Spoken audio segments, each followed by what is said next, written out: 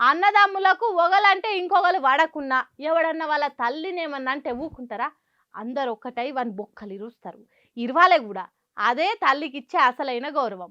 ఆగో అట్లనే ఉంటాం మేమంతా అన్నట్టు చెప్తున్నాడు గీ పెద్ద మనిషి. हमारी सरकार ने कह दिया कि हम अपने इंटेंडेड ऑब्जेक्टिव्स को हासिल कर लिए। अगर आप एस्केलेट करेंगे तो हम पीछे नहीं हटेंगे। हम इस वतन में हमारी माँ की पेट से इस वतन में पैदा हुए और जब इंशाअल्लाह ईमान के साथ हम जाएंगे इस दुनिया से तो हम इसी वतन की आगोश में जाएंगे।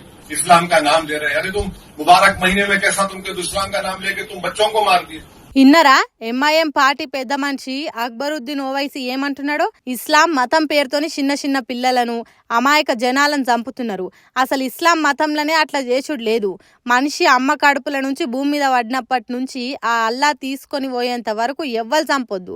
పుట్టిన ప్రతి మనిషి ఈ భూమి కోసమే బతకాలి. కానీ ఇస్లాం మతాన్ని తప్పుదోవ పట్టిస్తున్నది పాకిస్తాన్. అంతేకాదు భారతదేశంతోని పరాస్కాలాడుతున్నది. ఉగ్రవాదాన్ని పెంచి పోషించి మాటి మాటికి మజాక్ చేస్తున్నది.